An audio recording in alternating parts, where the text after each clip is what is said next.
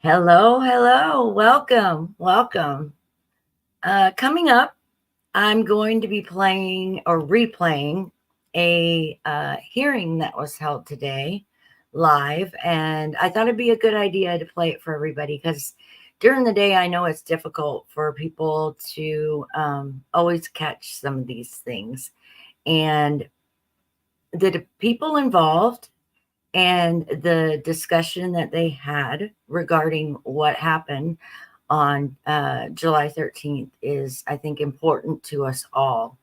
And some great people testified, Bongino, Prince, and one other gentleman. And I'm sorry, it skips my mind right now. But I'm going to go ahead and put it up for everyone. So I hope you enjoy. Please don't forget to hit that like, share, and subscribe. Here we go.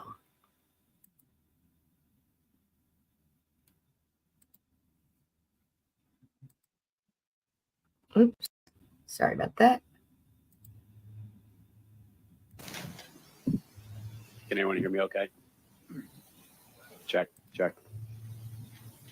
So we're going to start off this forum and hearing. I want to thank our guests for being here today and our subject matter experts. I also want to thank Representative Bob Good for being in attendance. The purpose of this hearing is to ensure that we have the ability to ask the questions that are necessary to get transparency on the attempted assassination of President Donald J. Trump in Butler, PA on July 13th.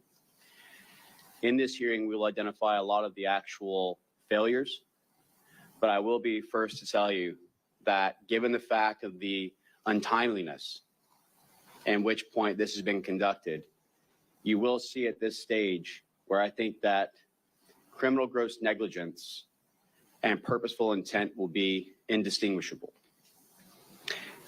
There was a lot of things that we can point to as critical failures. As the United States Congressman for Florida's 7th District, I had conducted at least 1,000 of these advances in my lifetime with regards to the State Department and others.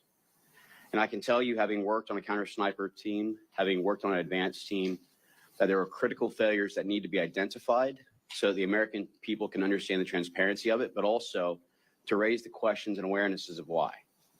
That is the intent of this entire hearing, is to get to the why, get to those who are responsible, bearing in mind, responsibility and accountability are two very different things. This is not an I'm sorry, I'll resign, I'm finished. This is a get accountability to pursue either purposeful intent or criminal gross negligence. The questions that we have to ask is, why was a venue such as the one selected not having the adequate security? Why was the higher vantage points not covered? Why was there not a either comparable or compatible communication system or a joint operations center established? Where was the security plan, the comms plan, the data range cards? Where was the actual overwatch? Where was the ground teams as far as their rates of instruction? And what was the tactical techniques, procedures that were to be utilized that would identify and mitigate all the existing threats? I think that this is just the start as we continue to unpeel the layers and layers of why was there not an early morning briefing with all to ensure communications and last minute security plans? Why was this surveillance drone not utilized, even though it was offered? And who ultimately is responsible to be held accountable for one of the truly most life-changing incidents for a lot of us, where we almost lost the former president of the United States? I think that it's easy to see why an independent investigation is needed. I think that we understand that if this was to have been conducted correctly, then July 14th, we would have had immediate subpoena to get the security plans, comms plans, the motorcade operational plan, the actual counter snipers range fan data cards, and started questioning the individuals independently to do corroborations of fact fiction boards to see what's going on. But we hope that with the continual failures within the federal government and the lack of transparency that's been provided to date, that this will help to be a benchmark of where we can move going forward to try and rebuild the confidence in your elected officials. That we will not hide behind low-level classifications, and that we will guarantee the transparency and accountability that the American people deserve. This panel that we have put together is also to acknowledge those who have paid the ultimate sacrifice.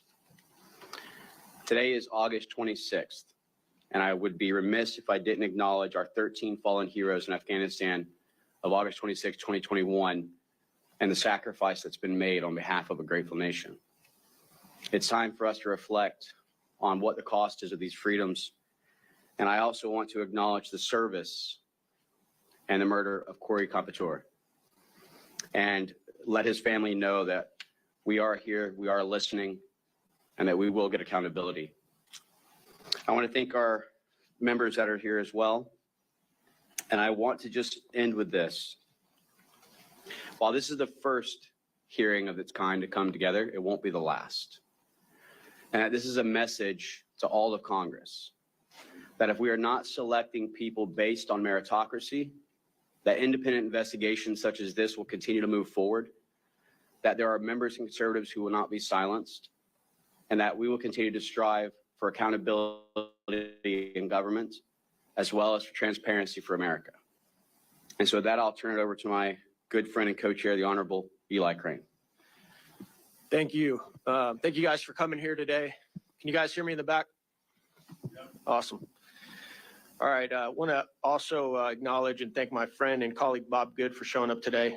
It's been nearly a month and a half has passed since Matthew Crooks allegedly scaled a roof in plain sight with an AR-style rifle only 140 yards from where President Trump was standing. He was then able to fire off multiple rounds, tragically killing Corey Compatore while hitting President Trump within an inch of his life. That's a month and a half with frustratingly few answers and even less accountability for those who had a duty to protect President Trump. Many of the excuses that we've heard from those in leadership sound like hollow and pathetic attempts to gaslight the American people. This is also why Rep. Biggs and I have recently introduced legislation that would require the surrender of all Secret Service records related to the events of that day to be released. As a former Navy SEAL sniper, it's evident to me that many basic security measures were completely dropped, making President Trump extremely vulnerable. There's simply no excuse. I want to say thank you to my colleagues and our subject matter experts for joining us today for this forum examining the attempted assassination of President Donald J. Trump. It's clear that there was a complete breakdown of the security forces on the ground in Butler on July 13th.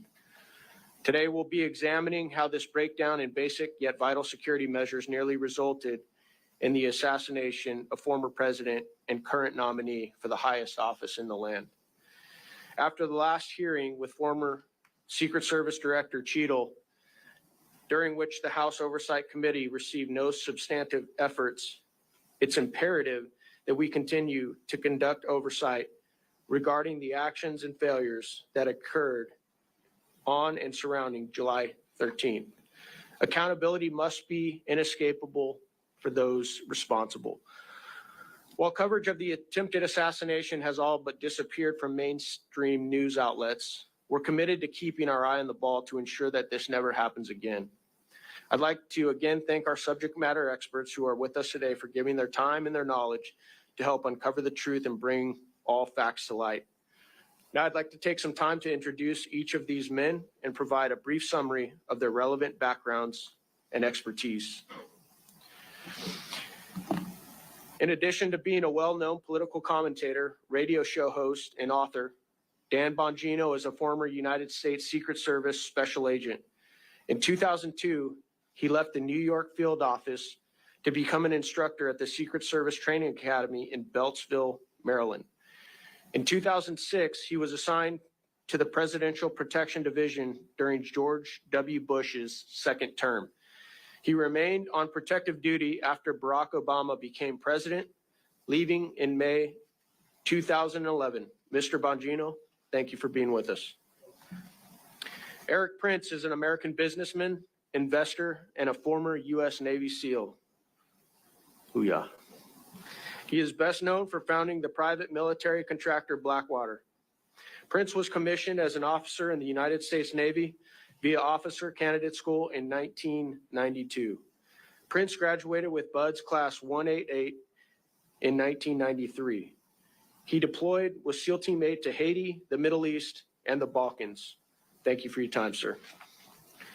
Mr. Ben Shaffer is currently an operator with Washington Regional SWAT, serving for nearly 7 years, and has served in critical military and law enforcement roles for over 20 years. Specifically, Shaffer has experience in canine handling with multiple deployments, developing training programs for the United States Marine Corps and other private security firms. Thank you, Mr. Shaffer, for being here. These men are experts in the fields and professions incredibly relevant to the events of July 13th. I believe they'll be able to provide this forum and the American people with insights that have otherwise not been received and the attention they deserve. With that, I'll turn it over to our subject matter experts, beginning with Mr. Bongino for opening remarks.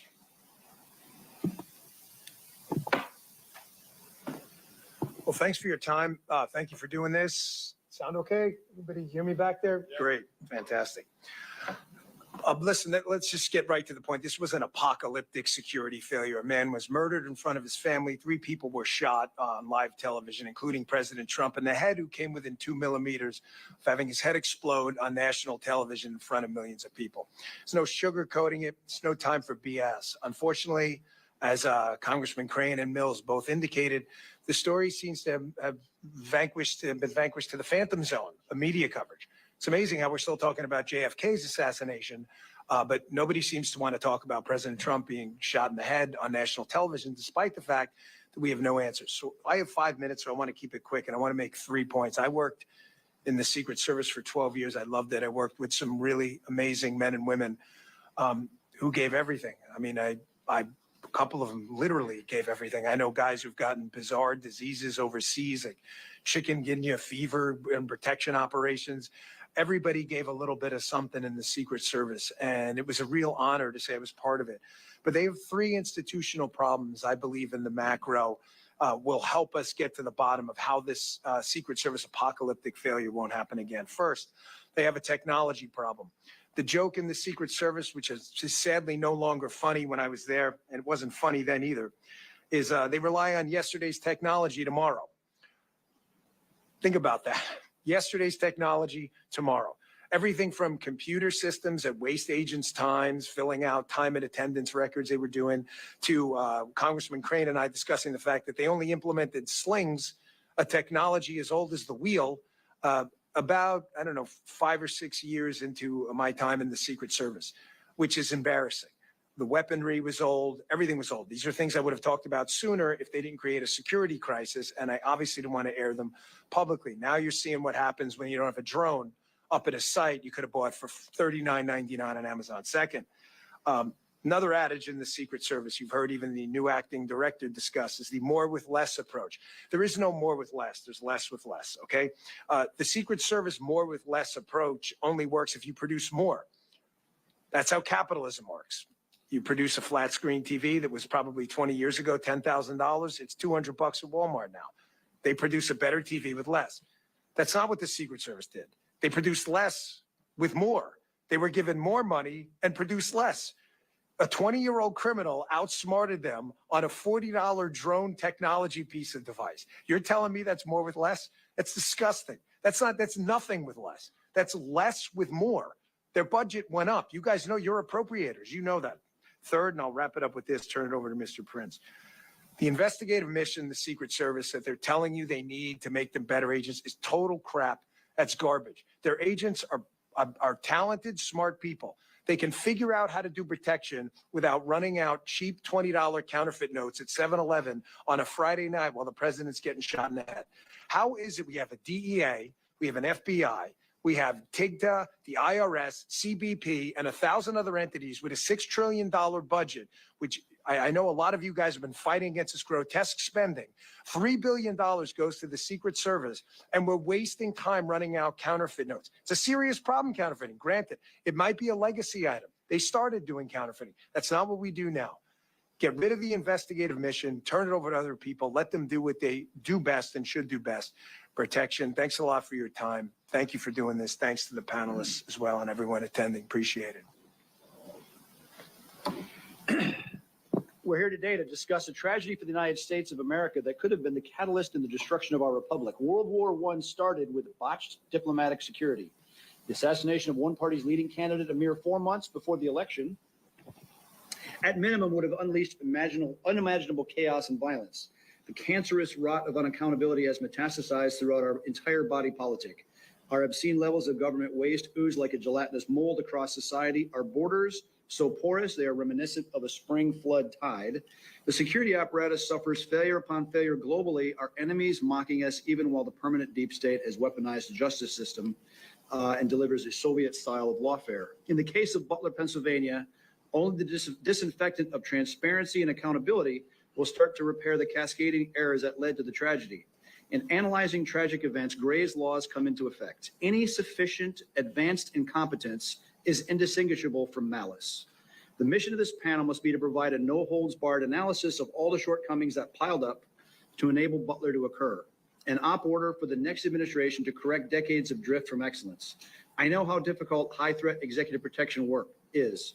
One must be prepared, coordinated, and lucky every day. The bad guy only has to get it right once. There is no question that a failure of coordination, communications, training, and leadership failed America in Butler, Pennsylvania with tragic results. I'm honored and happy to help ensure that will not happen again. I think, and especially as we think the anniversary of the debacle that was Afghanistan, the theme of no accountability across all our agencies rings true, because no one has been held accountable for anything in Afghanistan or anything since. And I think a corollary is if we think back to the debacle that was Desert One, the attempted Iranian hostage rescue mission in 1979 ended terribly. 8 Americans dead, international embarrassment, didn't rescue the hostages. Congress took action, changed how the money is spent. Why? Because if you try to do a special operations mission, or if you're trying to do a protective mission while you're doing currency investigations, no, you can't serve two masters. They created United States Special Operations Command to find the money and the personnel to focus on getting that mission correct. And if you think about it, the JSOC capability that the United States government has today is elegant and it's effective. And until you change the money issue and until you put people in charge that are serious about this business, we will continue to have the kind of embarrassments both listed by Jason Chaffetz before, and we dodged a bullet. Donald J. Trump dodged a bullet. We cannot afford to have more of these.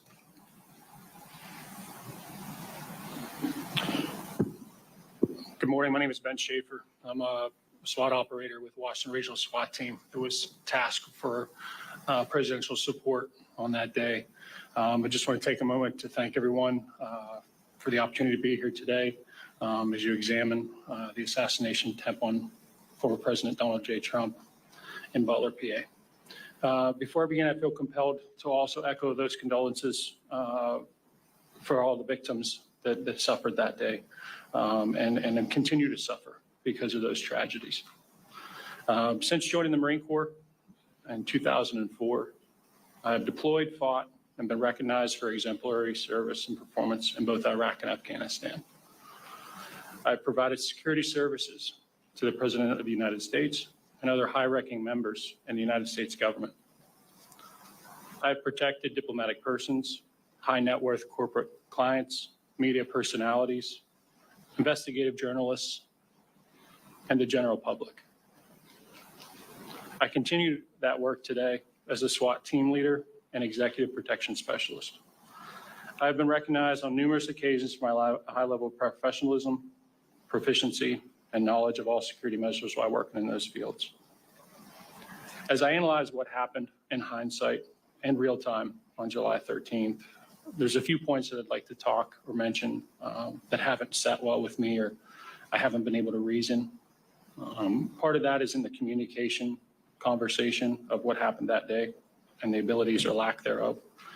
The ability to communicate quicker between agencies is definitely a shortfall. That was not optimized in what we normally see in a presidential support mission. This all led to an obvious delay in communication when we were beginning to target and respond to the threat that was Mr. Crooks that day. The lack of coordination between tactical element leaders and the Secret Service left ground elements in the dark and prevented necessary time to prepare for specific venue considerations and needs prior to that event. All Overwatch, sniper, counter sniper positions should have had direct communication with each other that day at that entire rally. Some of the technical difficulties that have already been mentioned that I'd like to echo is the lack of drone coverage or drone overwatch that day, which left many danger areas exposed and severely, and I say that again, severely, impacted the ability to secure the venue and the event itself.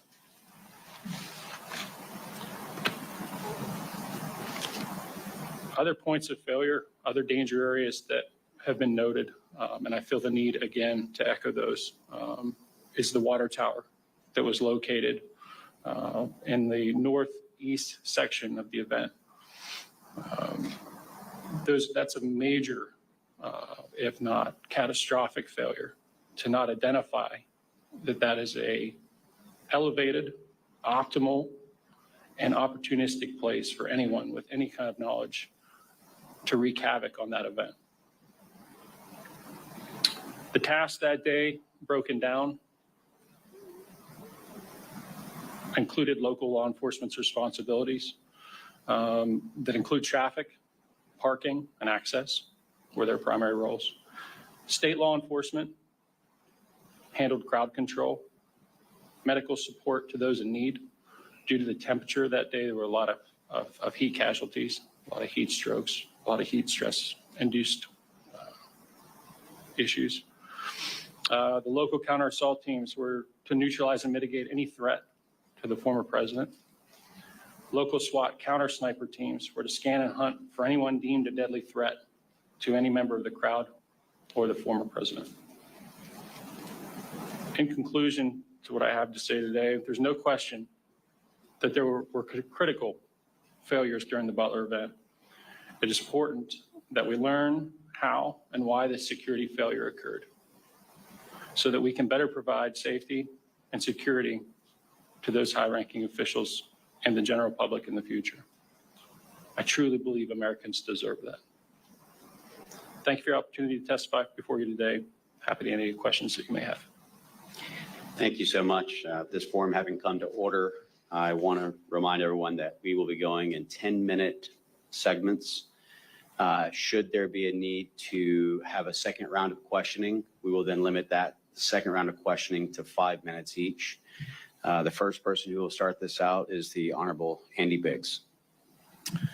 Thank you, and thank you to everybody for being here today. Appreciate it. I want to start, if we're ready, if the video is queued, I want to show a short video. If we're ready. Stunning new video tonight showing the moment Donald Trump's would-be assassin climbed onto the roof of that building just 2 minutes before he opened fire. Yeah, look, there he is. You can hear bystanders desperately trying to alert police. Authorities now using that video as part of the investigation. Walk us through what you were seeing in the minutes before the actual shooting happened. Well, there was a lot of people around the building that were complaining about some guy crawling up the building and then crawling up the roof. Gentlemen, so we're going to bring him up can we bring him up for a couple of minutes? Get ready, Carmen. You get ready. I'll get you up here. The world will see a vibrant Republican. Look, they're all pointing. The Atlantic, maybe the Pacific. Yeah, someone's on top of the roof. Look. There he is right there. Right there, see him?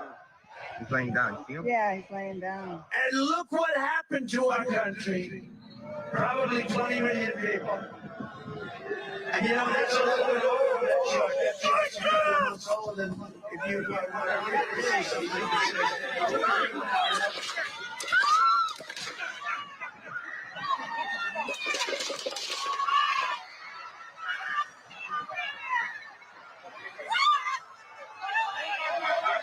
hope he's turning this way. Be careful.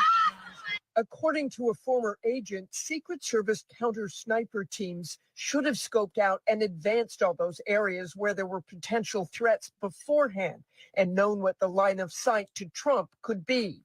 The fact that somebody was able to get within 200 yards with a rifle and be on an exposed rooftop, be seen by other people there, be seen by where it should have been cameras and drones and many other things in place to watch for that, something broke down. That shooter with that rifle should have never been that close to the former president of the United States at a venue like this. Thank you for showing that video. Appreciate that.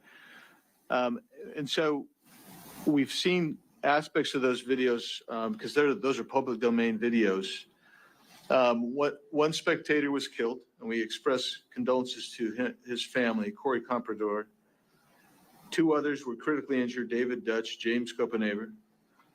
And then narrowly escaping with his life was former President Trump. And that's why we're here. And the timeline is probably too small for you to read, but I'm going to go over the timeline just briefly and with the experts here in just a second. But first, I want to acknowledge also our condolences to the 13 veterans killed in Afghanistan during that disastrous retreat. I also acknowledge our colleague Bob Good's presence today, his interest in this, appreciate his interest in this. Our former colleague Jason Chaffetz and Mark Morgan, we appreciate all of you being here today. So let's take a look at this from the local perspective. Ben, thank you for being here. Let's talk about the communications. Let's just start there. Was there a central communications center in place? Yes, there were. That was by the Butler Emergency Services Unit. And typically, was the Secret Service? Did they have a person on the scene, a decision maker on the scene in case an emergency happened? I believe that there were a Secret Service agent responsible for the scene. However, they were not, to my knowledge, co-located at the command center itself. And so I want to make clear. So who was present in the communications command center that might have made decisions for Secret Service? Secret Service, on my understanding, is that the information that was gathered by the command center, which would have been being operated by the Butler Emergency Services Unit and the commander in that capacity, he was responsible for relaying that information to a point of contact he had. And my understanding was that it was over a cell phone as opposed to in-person communications. Is that normal to have a cell phone communication, or is there usually a body there that can make a decision? In most security postures and events that I've been part of for these types of events, there is someone actually physically co-located for that reason. Due to the loss of cell phone service, which we experienced that day, a possible loss of radio communications that day. It's a very robust and fail-proof way to communicate because of the level of importance that's needed. Let's put it this way. Were radios and communication implements offered to Secret Service by the local operators? They were, yes. And what was the form of the communication?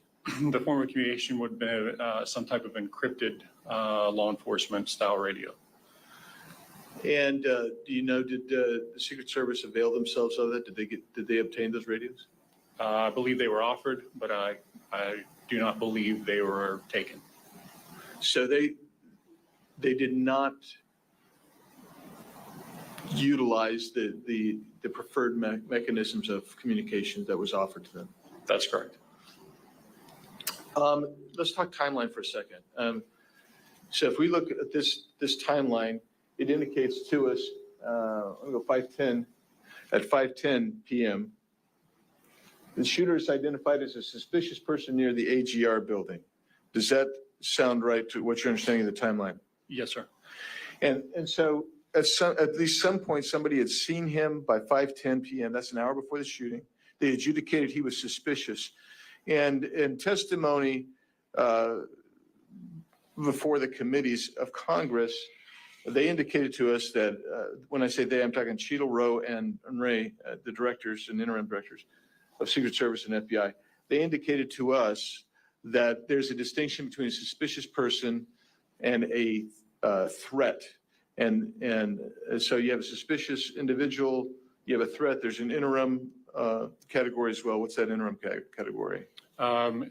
In our line of communications from a SWAT point of view and from a tactical point of view, our escalation of people that we encounter starts out as a suspicious person, then goes to a person of interest, and then from that level upgrades to what we refer to as a threat.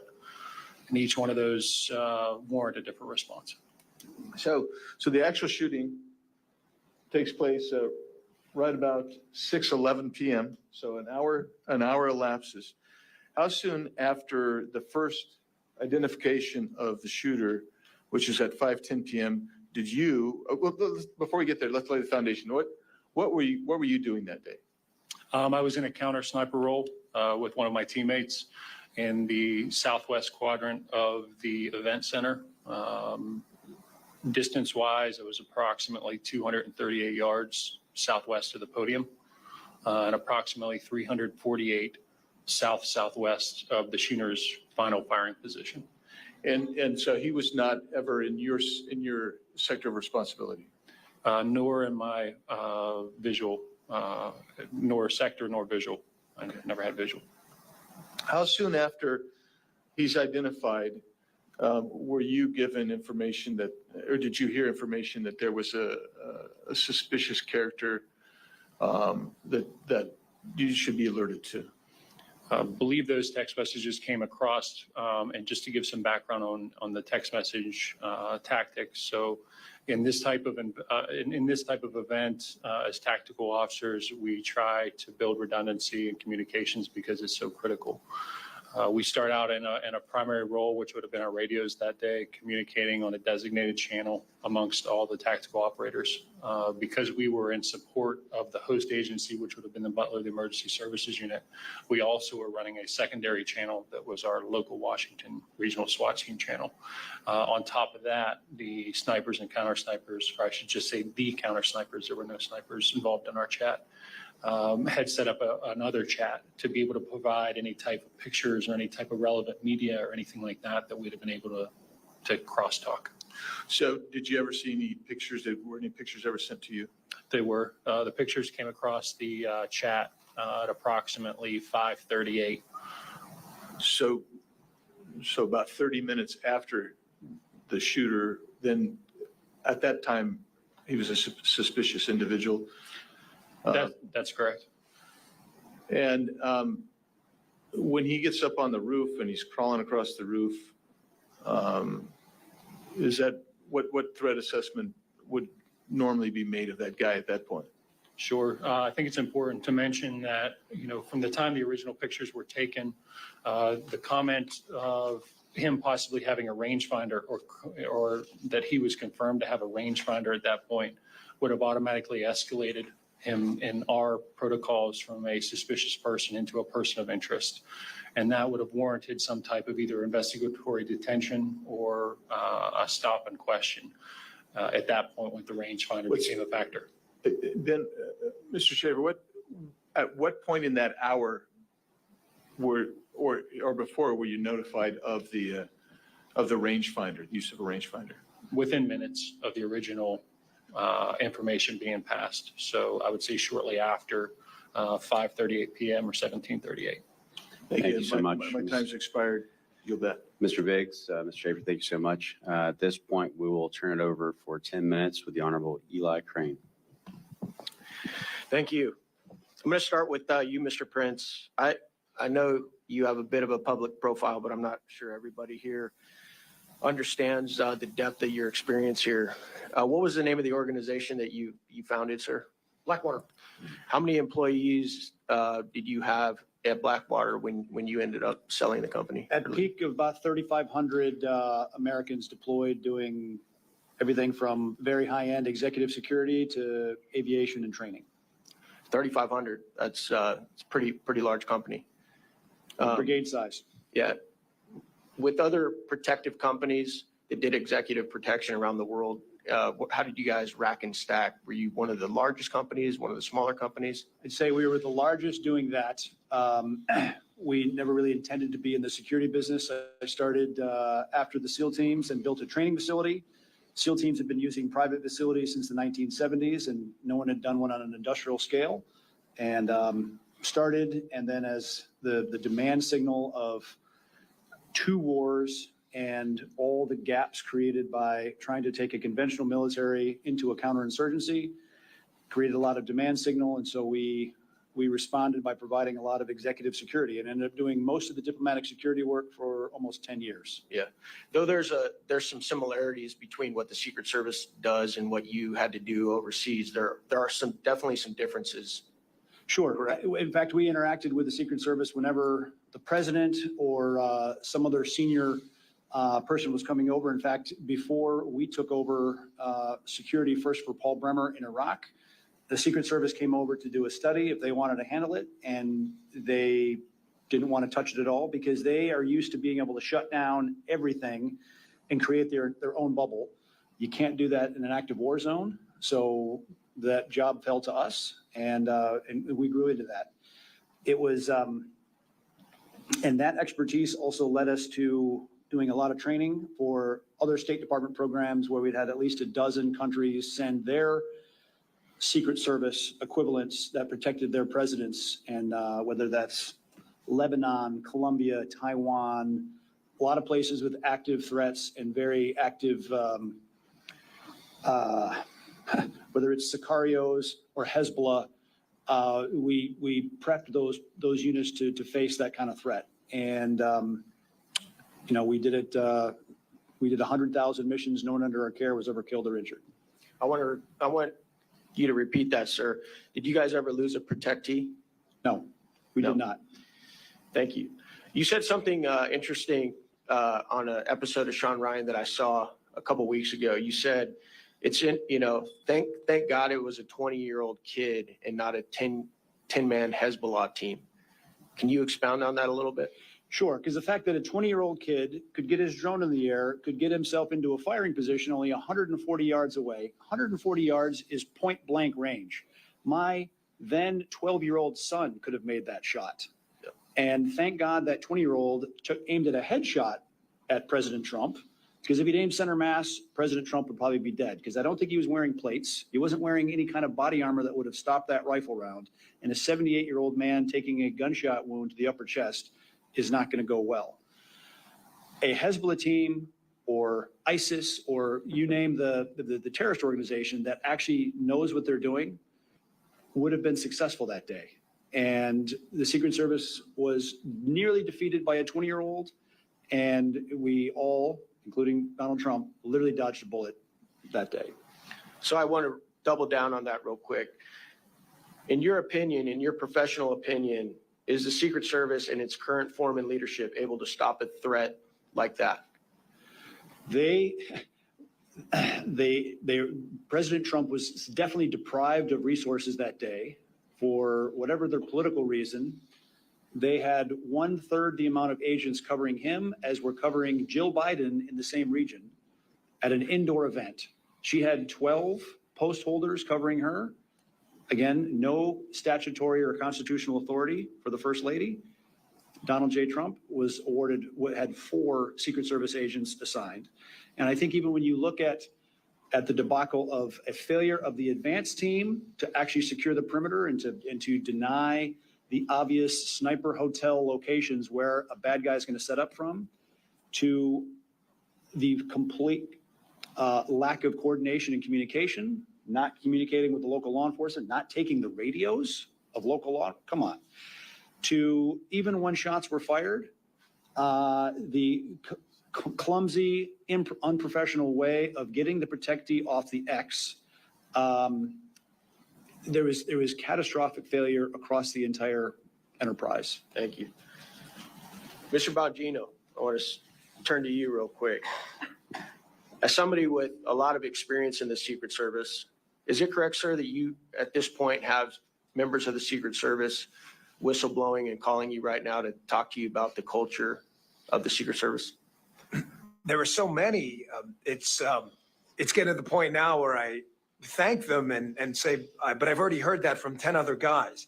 And I bring that up because none of these problems are new. Anybody telling you that is lying directly to your face, and you better hope they're not under oath. Anyone is suggesting in a congressional hearing or elsewhere that these problems are new, the personnel problems, the logistics problems, the manpower problems, the technology problems. I just told you a sad running joke in the service when I'm gone since 2011. Last time I checked, it's 2024. It was yesterday's technology tomorrow. And other things here that are inexcusable that have been brought up before, like Ben and Eric just brought up. The communication failures are basic. This isn't like the Secret Service $1 million radio system that uses NSA level encryption magically broke down that day. They literally handed them a radio they didn't take. This is why when Congressman Mills says, borderline criminal negligence, you should take that seriously. What could possibly be your excuse to say, you know what? I don't really need to communicate with the law enforcement guys out there on the scene. We asked to, they had no obligation to be there. It's a Secret Service's job to protect the president. Out of a courtesy, they showed up. And you don't even have the respect of these local law enforcement people, respect for them to take the radio. I mean, where was the CP, the command post? The way this works, so everybody understands, or it's supposed to and didn't that day, for reasons still unexplained outside of, again, obscene negligence. Any trip for a high-level protectee, you're supposed to have a command post that runs the whole trip at the airport or whatever. They'll communicate with everyone. But those individual sites, like in Butler County, have security rooms themselves, which are kind of mini CPs at each site. Where was it? According to what Ben said before, and from what I've heard, it was either not there or the locals were running it, offered communications, and the Secret Service, whose job it was that day to protect President Trump, said, we're going to pass on the comms. Really, you described it as catastrophic. He's 100% correct. Eric knows exactly what he's talking about. Just apocalyptic failure. Mr. Bongino, in your opinion, is the Secret Service in a better spot today with Director Rowe in charge? No, it's worse. And sadly, I'm glad this is all being recorded, because when something else happens, and I hope it doesn't, I pray to my Lord and Savior, Jesus Christ, that I'm wrong, that you play this and go, look, that guy was crazy. You think this is the last incident, you're out of your mind. We have seen these incidents over and over. We saw the Georgia grenade incident with President Bush. They overtook the magnetometers.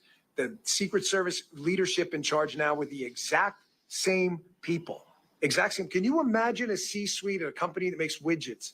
We find out that there's a design defect. The widget explodes and kills 10 people, and the CTO gets a promotion to CEO. You understand that's what happened here, correct? These are the same people. Kim Cheadle, the director, wasn't even fired. She was allowed to resign. She'll go get some cushy job somewhere, and her deputy, who is one of the guys behind these stupid waste of time things like agents wearing red ties on the detail, because this actually happened, by the way. These people will tell you this on the road if you get the right people. He was concerned about the tie color of the agents on the detail because it seemed to imply he supported President Trump. Congressman Biggs wearing a red tie. You're wearing a semi-red tie. There's nothing to do with anything. This is the kind of stuff the Secret Service was actually wasting their time with while withholding CSU counter surveillance assets and counter sniper assets from probably the most threatened man on earth. If you can explain it, good luck, because that's not the agency I worked for. My last question is for Ben Shaffer. In your opinion, Mr. Shaffer, why were counter snipers in AGR that had access to the entire building, from what we've been told, not able to see crooks crawling up the roof when we've seen several videos from the ground level taken by bystanders and individuals not even tasked to be doing security were able to photograph crooks wearing no camouflage, crawling on a white roof? Why were the snipers, the local snipers, not able to see crooks and dispatch of him? I can only pass this knowledge through secondhand communications. I was not privy to that location or to survey that ahead of time. Although I have spoken to those individuals that were placed in that room that day, based on the depth of the room, their placements, and the limited field of view that those windows provided. They were pretty narrow, as most standard residential windows are held. The angle was too hard for them to see that far to their east, which if they would have been facing south. Thank you so much. Appreciate my colleague Eli. With that, I'll turn over 10 minutes to the Honorable Matt Gaetz. Mr. Prince, you're one of the people I trust most about global affairs. You're constantly assessing the threat environment and intelligence. And I guess my question to you is, because this has been laid bare and these weaknesses have been exposed, are you concerned that we're likely to face not another Crooks, but perhaps a threat like you described, a team from a foreign adversary, a terrorist organization, trying to expose and exploit the weaknesses that now we've seen? I am very concerned. The inability of the Secret Service or the U.S. government writ large to adjust, to learn a painful lesson from that failure and actually make concrete changes. Because again, the fact that a 20-year-old nearly killed Donald Trump, and the failure to adapt to even yesterday's technology, let alone tomorrow's. And when you see the step change of the ability to deliver precision fires at extended ranges, the lessons being learned on the battlefield of Ukraine, the ability for small units to deliver devastating precision fire onto any target, whether it's the White House, whether it's a motorcade, whether it's a president outside or even inside somewhere, is significant. And I don't think they have any idea what's coming at them. And what Mr. Bongino seems to have told us is they haven't learned the lesson. He's told us decade after decade that we should not expect the lesson to be learned by osmosis. Mr. Bongino, I will have to draw on your experience in protecting folks. I have none, but I do have some experience in observing what a government agency does when they're not telling the truth and they're trying to hide something. And the pattern recognition always goes to some form of scapegoating. We saw it at DOD when people refused the vax, they were scapegoated and driven out. We saw it at FBI when whistleblowers talked about spying at school board meetings and at Catholic churches, they were driven out. And now I take note of the fact that certain people at the Pittsburgh field office have been put on leave. And I've also seen the story change where initially the Secret Service was blaming folks in local government, and then there was admission that there weren't appropriate responses to requests for additional manpower. So what I'd really like to do with you is bring us into that process, because Senator Hawley now has a whistleblower saying there was a manpower request that was coming out of Pittsburgh, and headquarters Secret Service was putting downward pressure on the local agents to try to reduce the intensity of that manpower request. So give Congress a little sense. How does that get developed? And then what should we think about the fact that someone is saying that headquarters was trying to get people to not make requests of enhanced protection? Well, I can give you an example from personal experience. I saw Senator Hawley's tweet. The Secret Service is going to rely on this and what they're trying to do now. And you're accurate in your analysis about how this cover-up is starting to work. What they're going to say is, well, there was no real formal request made. Here's an example, and then I'll tie something to something that happened to me. Imagine you're working for a company, a public company. It's actual accountability, stock will tank or whatever. You can't make products that'll kill people. You'll go out of business. If you do, there's a penalty. But imagine you're told by your safety guy, you're the CEO, and your chief safety officer says 50 to 60 times, hey, again, this widget has a defect. And if we put this out, it's going to kill someone. And it's clear after the 50th time that the CEO doesn't care. So at the 51st time, you tell the product blows up, the CEO's going to say, well, he didn't tell me yesterday. Well, he didn't tell you because he told you 50 times before and you ignored him. So what they're doing now is Ron Rowe, the acting director, who is the deputy director, the number 2, who is unbelievably, again, got a promotion out of this. A guy was murdered and someone got promoted. which is obscene and disgusting. He is part and parcel of this whole day-to-day ADPO, Assistant Director, Protective Operations, Deputy Director, Director chain that makes management decisions. When they tell you early on, we are not doing this for President Trump, Congressman. We're not doing counter sniper teams. We're not doing CSU. And then they say, well, on that day, we didn't deny assets. You didn't have to. You've been denying them for 4 years. I was told by a direct source, this is the quote, that at Mar-a-Lago, they were begging the DTD, the Donald Trump detail, begging for enhanced security. We can't secure this place like this. And one of the quotes from one of those three people I just told you about was, we don't secure nightclubs. Really? What if a nightclub owner runs for president? You don't secure you secure whatever the hell they tell you to secure. That's not your job. That is what happened here. And that's what they're going to rely on. And that's where you guys, I think, have had the guts to take this on. Do not let them fall back on euphemisms and word games where they go, well, that specific day we didn't say no to any assets. Have you in the past? How often? Matter of fact, how many counter surveillance teams have you actually dedicated? What percentage of Trump sites? How many CS teams? There's a story out there that was the first time counter sniper Secret Service assets were ever used at a Donald Trump site. So you're telling me your most threatened protectee had no professional Secret Service overwatch? As Ben showed, these guys are more than skilled and competent. They don't need the Secret Service to tell them how to do their job. I think that gets to this intent question that Congressman Mills framed up perfectly at the beginning of our discussion. Congressman Mills says the key question here is whether this was your run-of-the-mill government incompetence or whether you see features of such just disregard for the duty at hand that you believe there's some malice. And in his opening statement, Mr. Prince says when the incompetence reaches a certain point, you can impute the malice to that. And what I think you have unique experience in is, well, like this culture of denying requests, like to Trump, or a circumstance where not even the Donald Trump detail, but the folks in the Pittsburgh field office who are not normally on the Trump detail were saying, hey, just based on this, we might need more. And they were discouraged from even making those requests, so they couldn't be denied.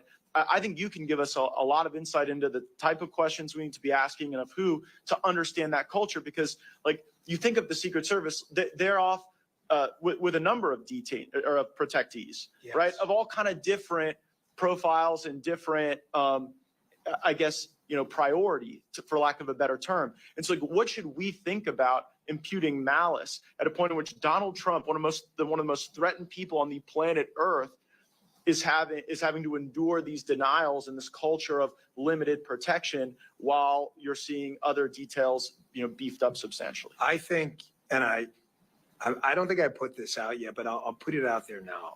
When I was there, it was definitely not a political enterprise. It just wasn't. I never once, working for President Clinton, Bush, and Obama, had anyone even remotely implicate a political motive for any decision whatsoever. However, from the commentary directed at some of the agents in charge of the Donald Trump detail, which I have heard about, clearly, it appears that for the first time in American history, we have a Secret Service that is making decisions that may not be all political, but may have a political tinge to them. So what you're saying, I would love to say, Congressman, that's the craziest thing I've ever heard. But I tell you with a pure heart, and I'm being absolutely candid, I have no skin in this game. I don't work there anymore. I am not their PR guy. I run my own business. I absolutely believe Donald Trump and an enhanced security posture he should have had would have made him look more presidential, would have facilitated the logistical operation of him traveling. I think they were concerned about optics and making him look like a big shot or whatever, word you want to throw out there.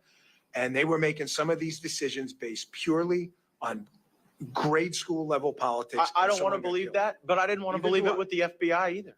I didn't want to believe it with the NIH either. I mean, a lot of these agencies that have been, I think, subject to political capture, we want to think of them as above that. And we all spend time around Secret Service. We're inspired by their patriotism and the willingness you have to literally take a bullet for someone if necessary. But just like in the military, just like at the FBI, I worry about the political capture happening at headquarters, and then that culture informing decisions in a way that's very damaging to the country. So what Mr. Bongino just said ought to be the most important work of the United States Congress, to figure out if these decisions were run-of-the-mill incompetence that you've got to deal with the better tech and the better processes and the better HR and get rid of the DEI. But if it's something even darker and more devious than that, that must be rooted out, because what we've seen at these other agencies of government is it does not cure itself. It has to be excised, and that investigation is the most important work we can do. I thank you guys for leading this effort, and I yield back. Thank you, Mr. Gates. With that, I just want to go first to you, Mr. Prince. You said you roughly have about 3,500 at the peak of Blackwater, correct? That's right. Secret Service currently has approximately 7,000, approximately. What was your highest annual revenue, if you don't mind me asking, give or take, for that many operations? Ooh, for that, the protective mission was about 2,500 to 2,800, and that revenue would have been around $600 million. So $600 million for that. Again, that's deploying in a war zone where 41 of our men, my men, were killed. So in safe action. to say, if you had $3.3 billion allocated to you, you could have done some even more miraculous things with resource and assets, correct? I'll give a simple comparison. Around 2005, George W. Bush wanted to grow the size of the Border Patrol. I remember being called to a congressional hearing then because they compared what it would cost us to train a new CBP agent versus what the federal government was going to take. And our figure came in at 1/3. And their figure was actually higher than sending someone to Harvard for 4 years. And that's to train a guy for 4 months. That's it. So it's the federal government blows money. Like I That's said in my exactly my testimony. point. And my point is that the failed metric of government, whereby the more we spend, the better outcome we receive, is a flawed and failed measure, which is why we're at $36 trillion in deficit. And the reason I use that $3 billion, as you know, Mr. Prince, is because that's the actual amount that appropriators have allocated to the Secret Service, which means that, to Dan Bongino's comment, they shouldn't be utilizing past equipment to serve tomorrow. They should have more than enough assets and resources in place with a $3 billion budget. Would you not agree? Certainly. And I want to go to you, Mr. Bongino. I want to point out some things because culture failure, as my colleagues pointed out and others, I want to mention a couple of things.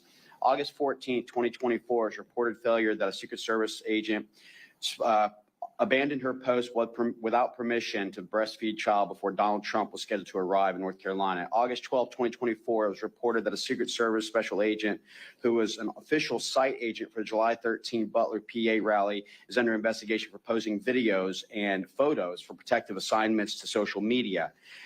July 27, 2024, a Secret Service agent covered the security camera of a local salon in Pittsburgh, Massachusetts before an event featuring Kamala Harris where the salon was closed, but opened it up without approval and utilizing restrooms for an hour and a half while the building security alarm was going off. July 2nd, 2023, it was reported that a former Secret Service Director Cheadle and senior agency leader sought to destroy the cocaine found in the White House in July of 2024. The evidence was not destroyed due to pushback in individuals in the Secret Service Forensic Service divisions. May 2024, a man enters the U.S. Secret Service Miami field office through a propped open door and was not removed from the building until the following morning. April 24, 2024, a special agent assigned to Harris's detail had a mental breakdown where the agent is reported to have physically attacked the commanding agent in charge at the base after verbal disputes with other agents. Sometime during 2023 and 2024, at least 2 people breached President Obama's Hawaii residence. Though the president wasn't there at the residence, his 2 daughters were on premise at the time. April 2023, a drunken intruder entered the home of National Security Advisor Jake Sullivan in the middle of the night. The man was able to gain access to Sullivan's home despite 24/7 Secret Service protective services in Sullivan due to the sensitive nature of his position. Now, I want to go back to a comment that you made, Mr. Bongino, where you said none of these problems are new.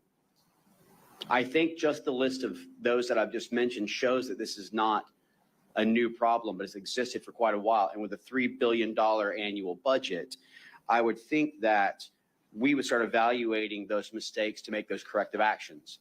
Would you agree with the things that I've listed, with the budget that is allocated, that there should be a much better provision of security for protectees than what you're seeing today? Oh, there's zero dispute about this. You know, Mr. Prince's company had accountability. People fire him and find a new company if he lost a protectee.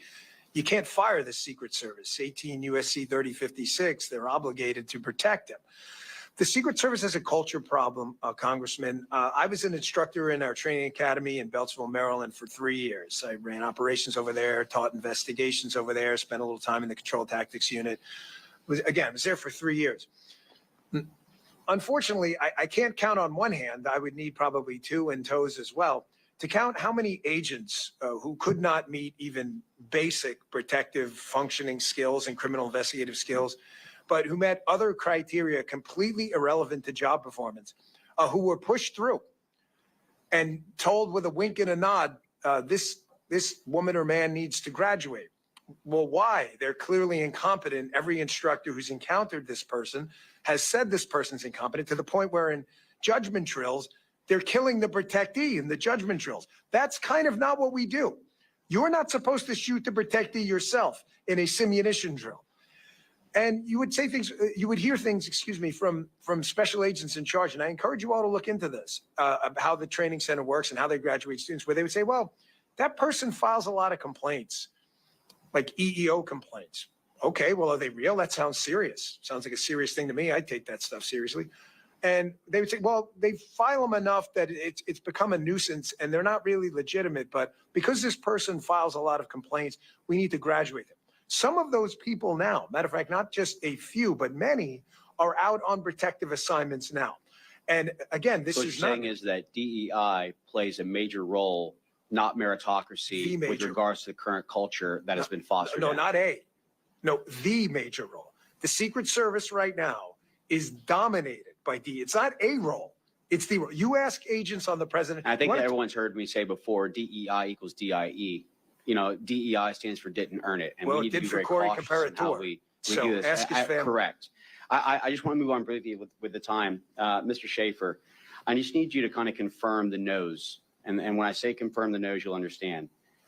Didn't take the communication platform that was given by local forces, correct? That's correct. Didn't take the surveillance drone offered by local forces, is that correct? That is correct. Didn't show up for the morning briefing to ensure that last minute planning could be accounted for. That is correct. Didn't take any necessary measures to talk to the Kubota dealer who was 400 yards away to the 12 o'clock direct line of sight to even see whether or not they could gain access to that rooftop or talk to the owner. That is correct. Did not access the water tower, which has the highest vantage point, and provide oversight that would have also looked at the AGR building. That is correct. You know, I'm looking at all this and I'm noting a lot of no's of things that didn't happen. And unfortunately, because we've allowed this to go on for weeks and weeks, we're now going to be faced with the fact that they're going to be memorializing all these documents to reflect July 9, July 10, July 11, dotting I's, crossing T's that wasn't actually going forward. Now, I want to ask you something, Mr. Prince, because you know this all too well about counterterrorism operations. We know for a fact that we have an open border with roughly 10 million people that's come across. We know that cartels are cheering on President Joe Biden as the employee of the month every single month. When you think about 2018, where you had $500 million in revenue from cartel to now $13+ billion in revenue. If you knew a president was coming in that would put things like Romania and Mexico back in place, secure our borders, and cut your revenue, you have the training, you have the assets, you have the revenue. Would you deem that person as a threat and want to take that individual out? It's a very simple answer, because you can see what they did in the last Mexican election that just happened a few months ago. They killed 27 conservative candidates, assassinated while campaigning.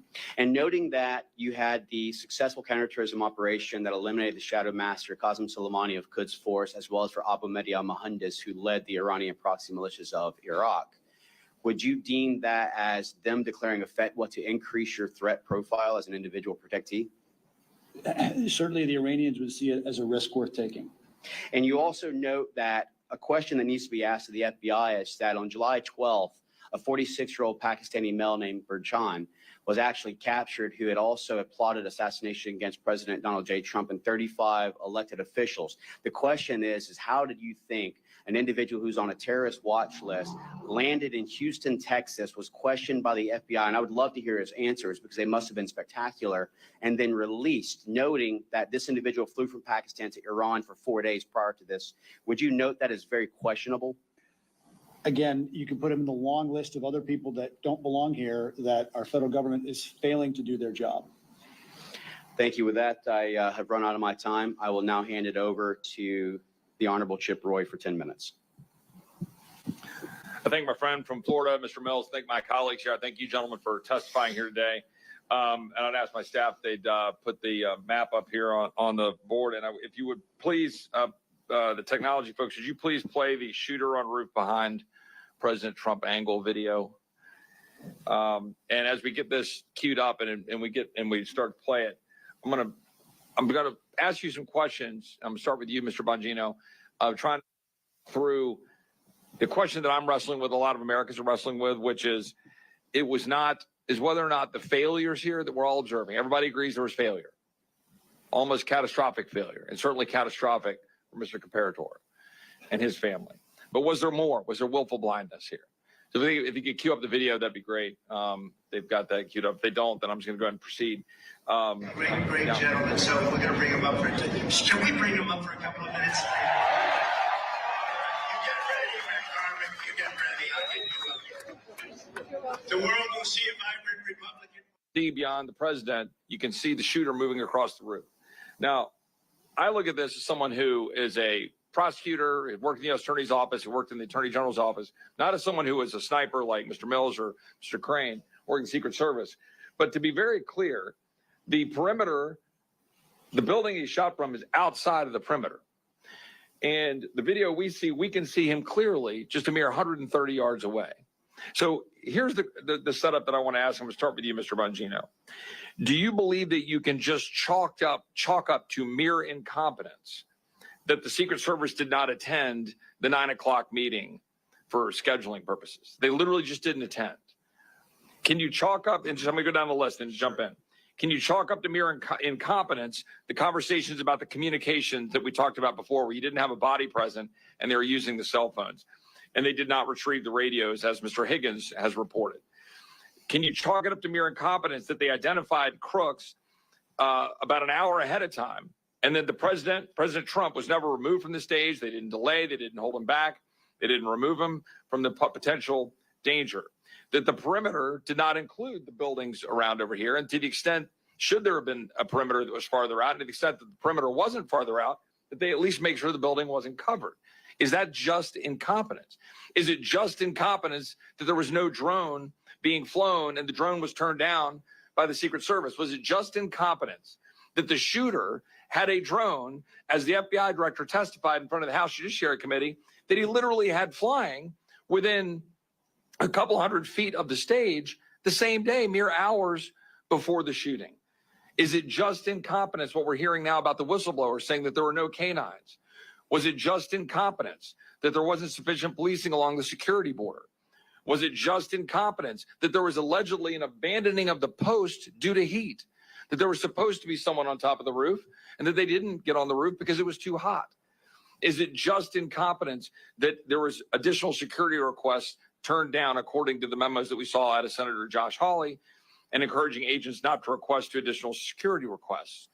And was it just incompetence what we saw with respect to the police body footage, which I'll play here in just a second, if we could cue up the police body footage video, where you've got the local police talking about what they said to the Secret Service? If y'all could play that video real quick, and then I want you to respond. Well, body's a good, that's a good word. I told them they need to post the guy over here. I told them that the Secret Service. I told them that Tuesday. I told them to post guys over here. What? No, we're inside. Alpha 1, Bravo 1. Thank you. Okay, that's good. Thank you all. Mr. Bongino, I told them to post. Can you guys over here. respond to that? To my question? I thought that's how we. Can you respond to that? Can you respond to that question? Because that's what the American people want to know. You know, Congressman, if you had just ended with your first statement and said, well, we may have screwed up the perimeter, you could maybe attribute it to ignorance. Layered incompetence always means intent, correct? So I'll give you an example. You're in a mall parking lot, it's 97 degrees, and you leave a kid in there and you close the door. Did they intend to kill the kid? Probably not. But how stupid do you have to be to do that? So in Secret Service training, you're basically taught a ring-based system, but don't think of it as rings. Think of it as a three-dimensional ring, like a bubble with rings. So you got this circle, but it's three-dimensional above and below. In that outer ring, again, this is Secret Service 101, Charlie Brown encyclopedia stuff. This isn't like advanced level PDT, protective detail training. In that outer ring, you have police officers. That outer ring is out to about 1,000 yards, which is about what a really technically proficient sniper can hit. Why was the perimeter set? Again, absolute total incompetence. But then factor in the other things, and I just want to add a few more. How is it that a counter surveillance unit whose actual job is to detect, to counter surveillance, that's what they do. They're the best at what they do. We asked the question during the conversation we had earlier. How is it that they missed this guy roaming around when the police officers clearly using their good law enforcement instincts said, we've got a problem? The answer is because they weren't there. Is that incompetence or is that shutting the door in 97 degrees with your kid there going, I just didn't know? How did you not have a roof line 130 yards away secured when you're taught day one in Secret Service training that the effective range of a really quality sniper is out to 1,000 yards? How did you not have a drone? That not only did you not have a drone, again, this is where we get to the shutting the door in 97 degrees and pretending you didn't know. It was offered. They offered you a drone. It's unforgivable. And just think of the rings quickly, and I'll wrap this up. So in the outer ring, you have police officers, you have counter surveillance, and you have a protective intelligence team. Protective intelligence team is trained to go and find threats. They miss them. There's no counter surveillance team. The cops catch it, but because the comms break down, they miss it. In that middle perimeter, you have what they call post standers. Post standers they're not DTD agents. They're field office agents. They're not Donald Trump detail agents. Those guys were not even Secret Service. They were HSI, most of them, who are great guys and were fantastic. But that's not what they do. If you grab me as a former Secret Service guy and said, hey, Dan, can you go do a Homeland Security investigation on this? No, that's not what I learned. We are training Secret Service agents to do protection so we don't have to use other entities that don't do protection. So that's the middle perimeter. So that breaks down. The inner perimeter, as you just saw, and I'm glad you played that video, envision that as what we would call the shift, the body guys, right? He's got a shift around them and supervisors. Everyone missed that guy crawling across the roof when he defeated the external, the middle, and the internal perimeter. You shut the door in 97 degrees. I'm sorry. Layered intent, layered incompetence like that is absolutely intent. I've got another question on that, but I just want to ask you, Mr. Prince, real quick. Do you have a relatively short comment on that? Can you dismiss all of this as sheer incompetence? The question I want to have answered is if other counter sniper agents, officers, saw any person laying in a prone position with a rifle pointed at the President of the United States, do they have authorization to take a shot immediately, or do they have to get permission? Because if the Secret Service wasn't there and they were laying at a stakeout for a bank robbery, would they have to get permission if they saw means and intent to murder someone? I don't understand why any of the other officers didn't engage sooner. Mr. Shaffer, do you have any comment on that in terms of the engagement and the rules of engagement that were in place? Yeah, absolutely. I can clarify that a little bit. So as a law enforcement sniper, we have a lot of responsibilities and inherited flexibility. One of those flexible procedures or statuses that we incur is known as compromised authority. Compromised authority in the law enforcement sense basically lays out the requirements for a deadly force response. And in that point in time, based on all the prerequisites that were identified and all the checks in the boxes that were made, Mr. Crooks would have met that level or that threshold. I'll let some of the experts on that subject follow up on that. I think there's probably some more follow up there. I just want to ask one last question, my last minute time, Mr. Bongino. we talked about this before.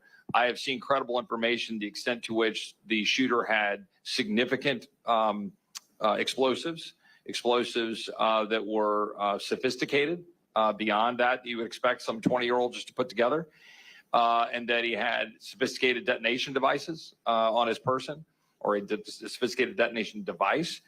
And importantly, that his digital footprint is completely MIA, that his digital footprint is missing. And that how can a 20-year-old in today's time have no digital footprint?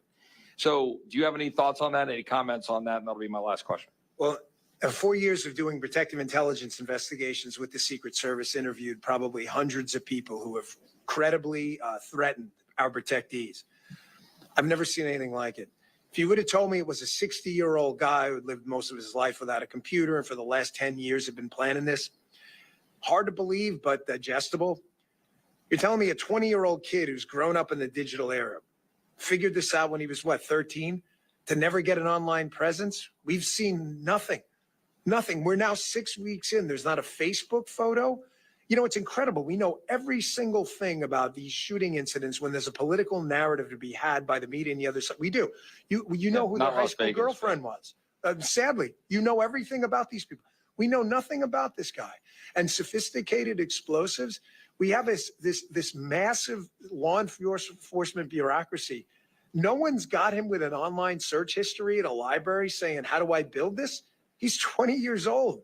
It just defies logic. I can tell you, again, 4 years doing these exact investigations, never, ever seen or heard anything like this in my life. Thank you so much. We're now going to go into our second round of questioning. And again, I appreciate the panel and all that you guys have been providing in regards to expertise and on-ground truth realities. We're going to continue to move on, going back to the Honorable Andy Biggs. You're recognized for 5 minutes. Thank you. Thank you so much. I want to just try to hit some quick questions. When Mr. Shaffer, you were talking to us earlier about moving to texting. The counter snipers were texting. What does that do with your ability to stay on glass? Was a secondary or possibly even a third method of communication as it was utilized that day. The sniper teams in the law enforcement concept sometimes are not a team. Sometimes we're deployed into situations where we're a single operator. So we're not only responsible for the surveillance aspect of the service we provide, but also having that deadly threat ability on board. So that can be very distracting. In that point in that day, that third level of communication would have pulled us away from our primary responsibilities to provide that deadly cover if needed. Thank you. And Mr. Prince, you mentioned security bubbles. And I want you to elaborate on that because we've talked a little bit about the perimeter. And the perimeter seems oddly narrow in this particular instance. Can you talk about security bubbles and the perimeters here? As Dan was talking, right, the normal of that bubble is out to 1,000 yards based on how far a capable sniper can take a shot. The fact is, clearly this bubble was less than 100 yards because they disregarded the industrial facility, the water tower, et cetera, and it speaks to the lack of seriousness of Secret Service leadership in how they were conducting these missions. I don't think they regarded Trump as a worthy protectee. They were doing the absolute minimum. And I say my greater concern is as you look at all the litany of failure is long and deep. And if it tips towards malice, that opens up an entirely different can of worms. Right. Because it's hard to be part of a republic with people that actually want to kill you. Right. Political disagreement, fine. Sell it at the ballot box. But if people don't want to sell it at the ballot box, then it gets sold by a cartridge box. And that's a very, very dangerous road to go down. Right. And well, we could go on that. I know some of my colleagues might want to do that as well. But I want to get to one last point, and that before I run out of time, and that is another failure. I think everybody here is probably everybody up on this group anyway has been with a president or a a protectee and there's been some kind of security hold. I mean, we've just stopped and you say you're going to hold. Why was there no security hold put on Trump at any time if you had some kind of individual, I mean, that Mr. Shaffer has described actually did arise to a threat level? Why was there no security hold put on President Trump? Why was he allowed to go on the stage? Why wasn't he taken down? Why didn't we see a pause? For me? Yeah, Dan. What makes your question even more impactful is every Secret Service site for a high threat level protectee has what they call a holding room, which you would guess is for holding the protectee. I see Congressman Gacy because it's actually called the holding room. The holding room is for things just like this. The holding room is, let's say a congressman shows up and is a little late. There's an accident. They'll hold them in the holding room saying, enjoy. You all have been in it. None of this is new. You've been in the holding room. There's a Secret Service agent at the door. You guys have congressional hardpins. A staffer escorts you in. Every one of you has seen this or will in the Trump administration. This is not a mystery to anyone. Why was he put on what Eric had called accurately so the X? We use the exact same terminology as the military. The X is where that protectee or that limo with the protectee in it is. Why was he put on the X? You have an open threat. Ben is described and your timeline lays out was there for an hour. I'm not going to play any word games. Were they a threat or suspicious? Well, if you're a threat, it's because you're doing something suspicious. And if you're suspicious, it's because you could be a threat. These are silly, stupid word games. You know when it's not a threat? When your CSU or PI team goes and grabs the guy and determines he's not a threat. Until then, your question's accurate. You put him in the holding room, which is the point of the holding room. So I just want to follow that up. And you made the point earlier about counter surveillance. There were no counter surveillance teams there. There's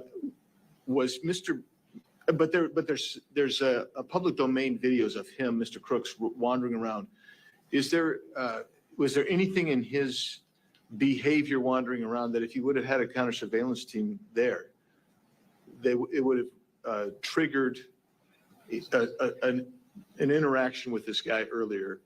I'm going to answer yes, but respectfully, and I know you understand, the CSU and PI teams are trained in very specific behavioral indicators that would give off, and speaking about them openly would probably give operational knowledge to bad guys. I know you understand that, but the short answer is not only one, but many behavioral indicators he was giving off that if we could talk in a secure setting, you'd be like, how did they miss this? The CSU team would not have missed it if they were there, which they weren't. Thank you so much, Mr. Biggs. We will now go to the Honorable Eli Crane for 5 minutes. Thank you. Mr. Bongino, do you have any confidence that Secret Service has learned their lesson?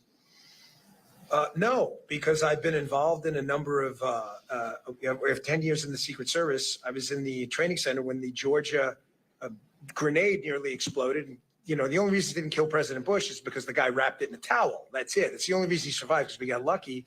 And the changes made from that lasted about a month. They added more magnetometers. And then basically the same problems resurface again. So no. I want to read a text to you and see what your thoughts are on this. Do you know who Joe Kent is?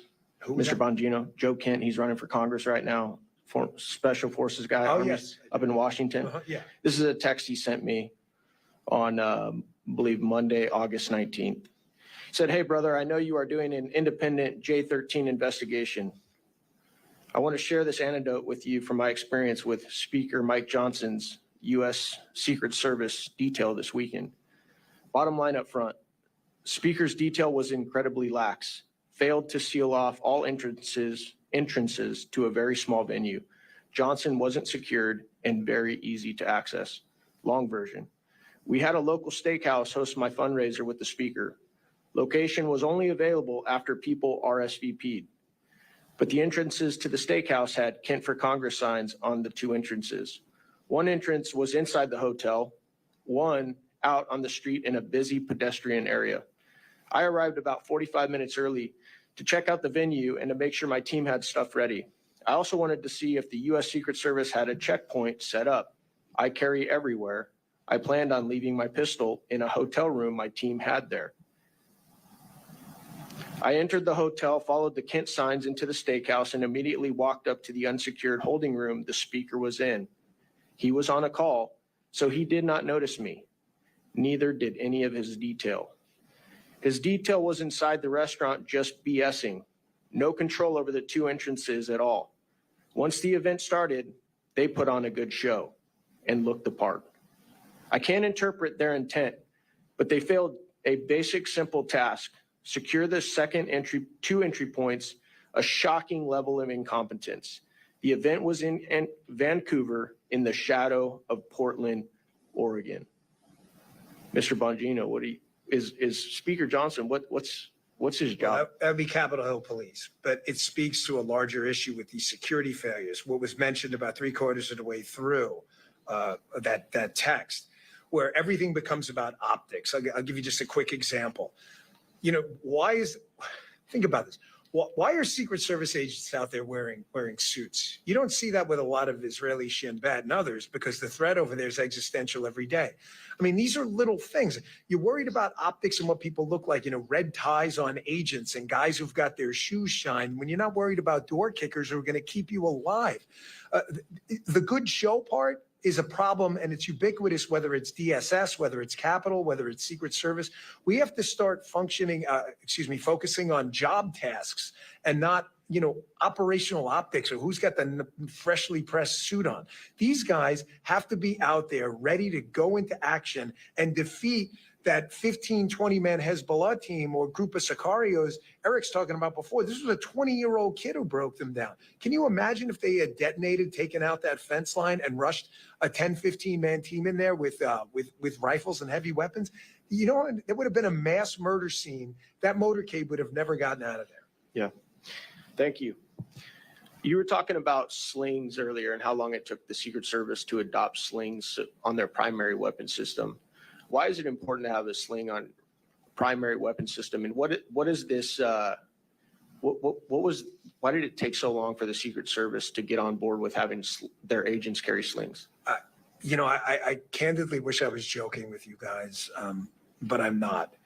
The Secret Service's operating kind of de facto motto when I was there about technology, we're laughingly calling a sling technology. I mean, it's like technology like the wheels technology, right? Is because we've always done it that way. I'm not kidding. You get a bunch of Secret Service agents up here and you get them on the record, and they will tell you exactly that. I remember when GPS technology first started, and President Bush was riding his bike, and we brought a guy into headquarters, and we said, hey, we're losing President Bush a lot on the bike. I mean, he was a good biker. He'd go in the woods. And the guys were with him, but the motorcade was having a hard time finding him. Well, maybe we should look at this thing called GPS. We've never done it that way before. Why would you need a sling? For 1,000 different reasons. You may need to go hands-on. You may need to grab a ladder. You may have a weapons malfunction. What are you going to do? Hand the weapon to someone else in the crowd while I get my pistol? This is technology the military's been using, as you know, since World War I. Who knows? It's a mentality where no one wants to take a chance. And if nothing's happened because they got lucky in the past, then there's no reason to change anything. Mr. Prince, I heard you had an interesting take on a public episode that I heard you doing an interview on. A lot of Americans believe that this was possibly an inside job, just based on everything that they've seen leading up to the assassination attempt. They saw efforts to impeach Donald Trump. They saw efforts to, put him into bankruptcy. They saw the DOJ weaponized against him, and they saw, folks try and put him in jail for 750 years. And then this happens. I know you have an interesting take on that where you really don't believe that. Can you go ahead and share that with this panel today?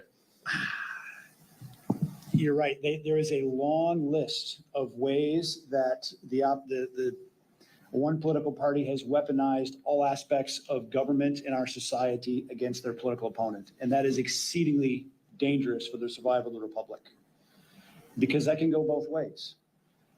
I don't think this was a grand conspiracy, another shooter, et cetera. Because if there was a second shooter, when the 20-year-old was shot and the Secret Service detail did an awful job of getting Trump off the X and let him stand up again, great instincts of the president to come back defiant, having just been shot in the head to come back and say, fight, fight, fight. Great instincts on him. He never should have had the opportunity to do that because his detail should have put him horizontal and moved him off there immediately. If there was a second shooter, it was a prime time for them to be shooting. So I don't believe there is a second shooter. I think this is a litany of incompetence.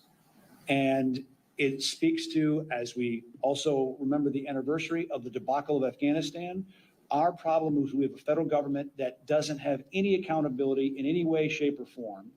And I push back on you in Congress to affect the bureaucracy the one way that they care.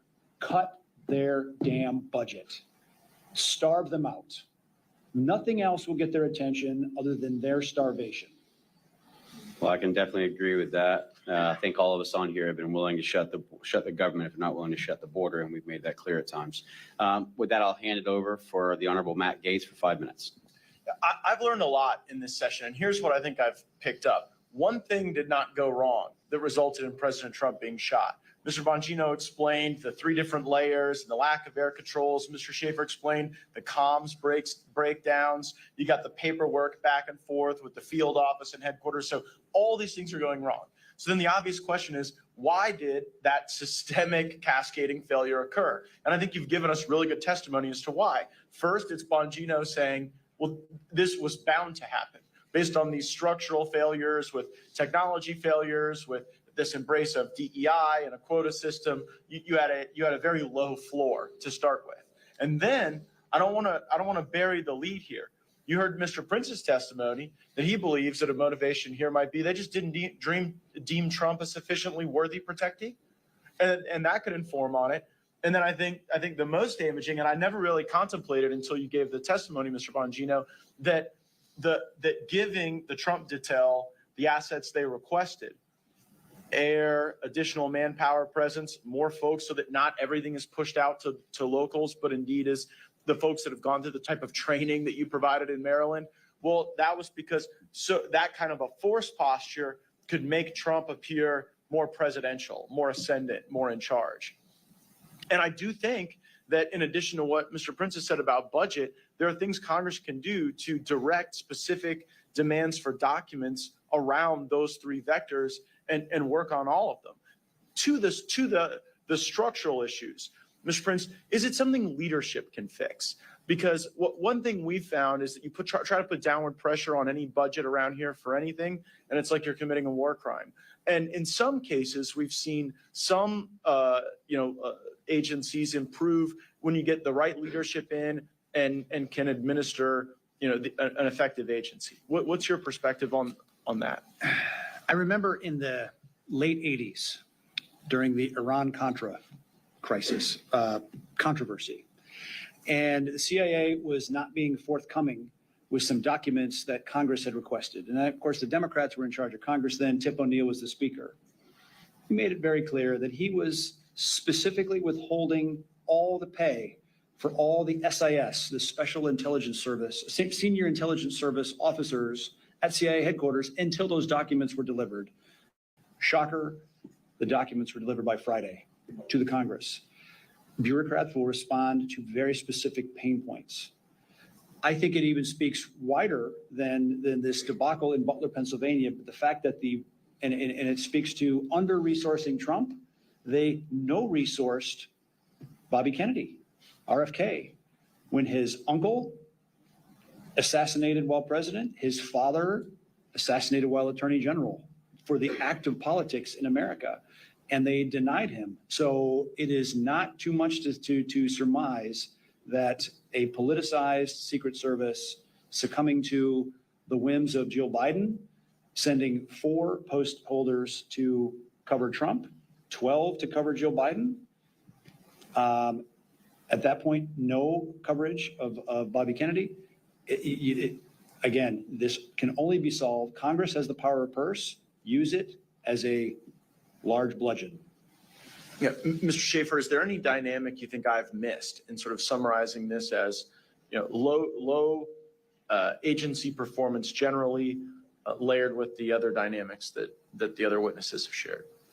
I don't believe so, Congressman. I think you've covered most of the relevant points, describing how that posture all relates and how this, began as maybe a single failure and multiplied into a much greater failure, just based on different levels.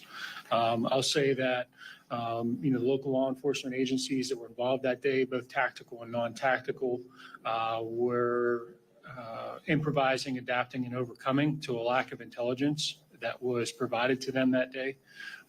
In my historical background, in the Marine Corps, these types of events require planning, require reconnaissance, require intelligence in multiple stages. It requires rehearsals, things that were not seen in this event for this day.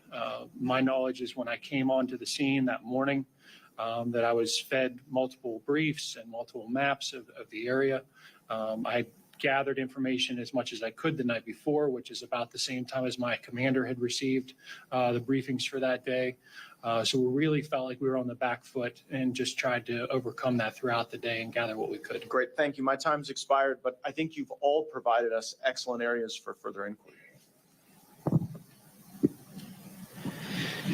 Thank you, Mr. Gates. I want to go over some forensic questions because I think that as we continue to peel the layers back, what we don't find is enough answers, but more questions that need to be asked.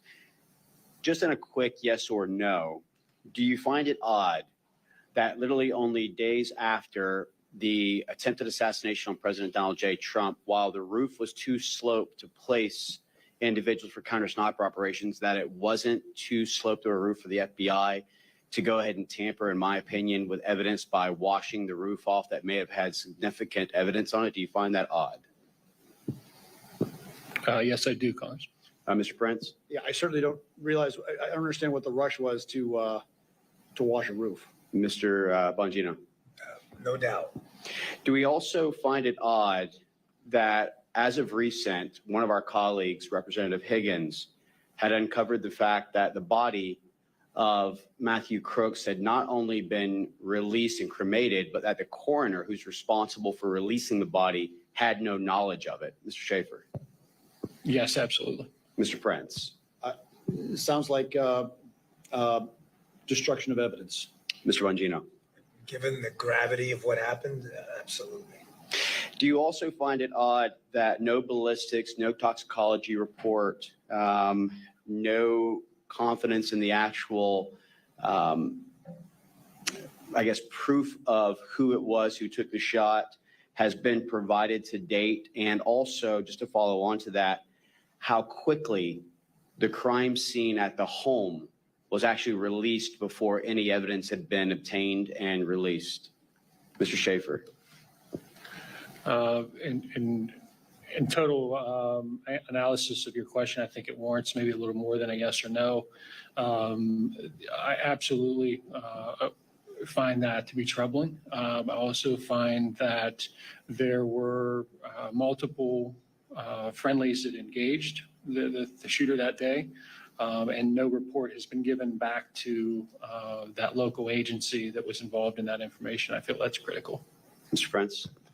Yeah, again, there's a lot of things that just smell around the entire thing. And like I said in my opening statement, only the disinfectants of transparency will clean this up. And so covering it up and hiding only compounds a really bad look on the federal government. Mr. Bongino? Yeah, I'll say again, given the gravity of the situation, extremely odd.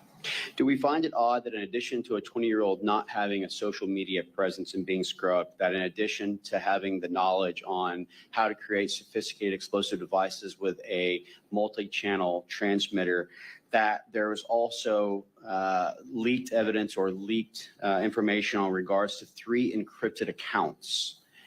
Do you find it odd that these encrypted accounts, which are overseas, has not been discussed and or talked about at any point? Mr. Shaffer? Absolutely, Congressman. Mr. Prince? In the same way that Congress passed a law in 1992 that within 25 years, all things related to the Kennedy assassination were supposed to be declassified and released. Why cover this up? Why, again, what is being covered and what is being covered up and why? And it makes a bad situation even worse. Mr. Bongino? odd, to say the least, yes. I want to go back to something earlier as well. Mr. Bongino, Secret Service, NYPD, worked in the actual training of it. Do you believe that a protective detail should be appointed based upon the title you carry or the threat level based upon the office in which you are to obtain? It should exclusively be based on a threat assessment. It should have nothing to do with the title. And do you agree that if you were the Secret Service director, that when the request came in based on President Trump's profile, based on the existing threats that would need to be mitigated, based on the request by his own officers, that would be something that you would approve or disapprove? There isn't a scenario where a sane, rational, well-trained Secret Service agent would deny CSU or counter sniper assets to a threat, to a protectee with a threat footprint like Donald Trump. Not a chance.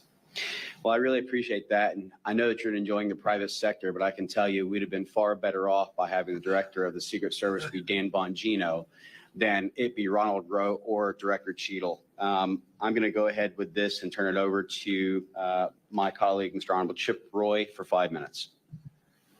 Thank my friend from Florida. I know some of you are on a clock. Got to get out of here at 2 o'clock. I think we're going to come right up on that number. I'll just have a few questions really quickly. First of all, because we had some conversations earlier about the building from which Mr. Crooks was able to position himself. One of the things that's been talked about is the slope of the roof and all this nonsense. People, we've seen members, Clay Higgins, some of these guys been able to walk on that roof. But one of the things that I was questioning about, nothing was deployed, given the extent that it was allowed to have the perimeter inside of that, and then allowed that guy to be able to get access to it, and all the stuff you're talking about with the rings, and they didn't even deploy anything like putting barbed wire up or anti-climb spikes or anything else, right? There was literally nothing put up to deter someone from being able to get access to those buildings. Is that correct, Mr. Shaffer? You were on site. Yes, Congressman, that is correct. And I mean, would that have been, again, given that it wasn't within the perimeter, would that have been another thing they could have done? Was done something to at least limit the ability to have access to the building? Put some sort of anti-climb spikes, barbed wire, anything up around it? Yes, there were multiple possibilities on how to defeat that or possibly take that out of play as a threat area. A question I'd ask Mr. Prince, you raised the defunding question. I don't think anybody questions where I personally come from on desire to defund a large chunk of government to the extent that I possibly can. But that being said, I think it was Mr. Gates who laid out the extent to which you're just basically a war criminal if you dare, raise those issues. But the real issue is, right, it's always the threat of shutdown, right? It's like, oh, things will shut down. And so this is my actual specific question. The psychology is always reversed. It says if you take the money away from the Secret Service in this case, or let's say we're talking about Border Patrol, dealing with the border. We had Mark Morgan here earlier. Anything we do to say, hold on, no, we're not going to give you this funding unless we get X. And then the other side says, well, you're taking away the funding from the thing you say you want. And i.e., we want a competent Secret Service. What is your response to that as someone who has been an effective and efficient manager of a large-scale organization dealing with security, to push back on that argument, which I think is a flawed argument? I have my own views on it, but I want to hear your thoughts. What made America great, what made our society effective in the first place was competition, was innovation and efficiency from the private sector. Government did not make America great. And so that is a fundamental difference in paradigm that needs to be settled at the ballot box. And even Republicans have to return to being they have to return to be the party of fiscal sanity, because even Republicans have been runaway spenders, prolific, and it's like going downhill on one ski instead of on two skis. We've been going downhill.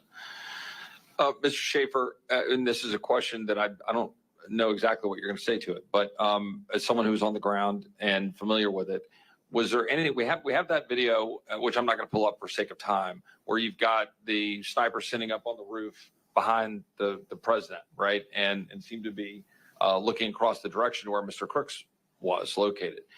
Was there at any point any rules of engagement or any orders coming down from on high that prohibited those individuals from reacting, to the best of your knowledge? Because I'm trying to figure out what was in their line of sight. And again, that's speculative from my standpoint because I'm not there.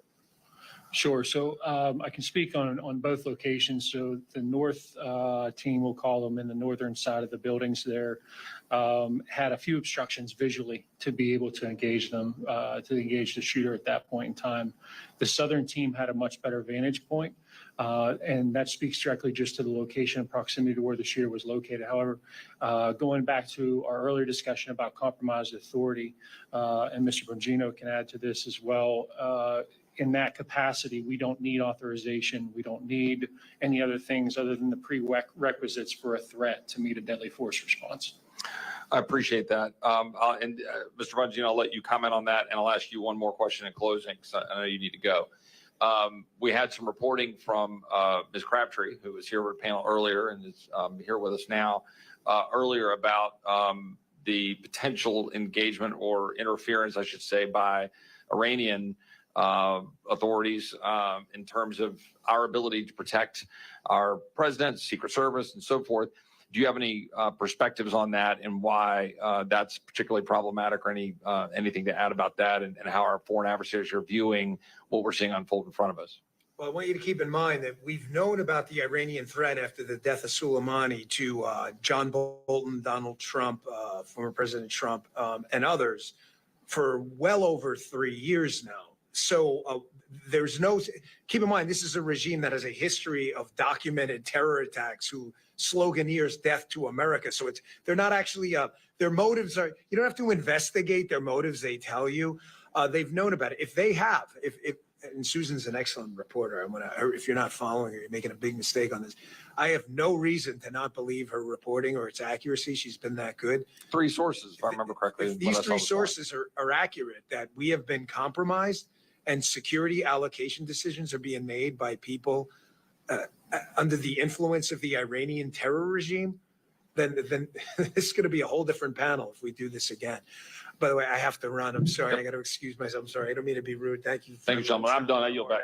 Well, I want to thank our panelists, but we're going to do a quick close, myself and Congressman Crane. But before I close, I just have one more question for you, Mr. Shaffer, which is, can you tell me exactly how many rounds and how many shots were fired?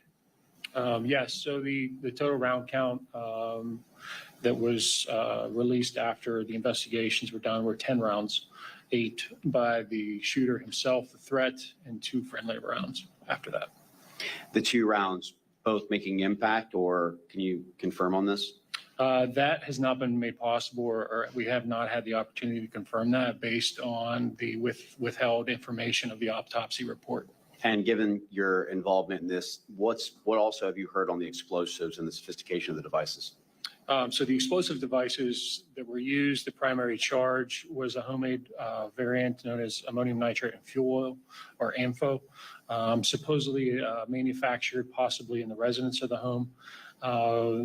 Obviously, for those that don't know, in the construction of these types of materials, there's a process.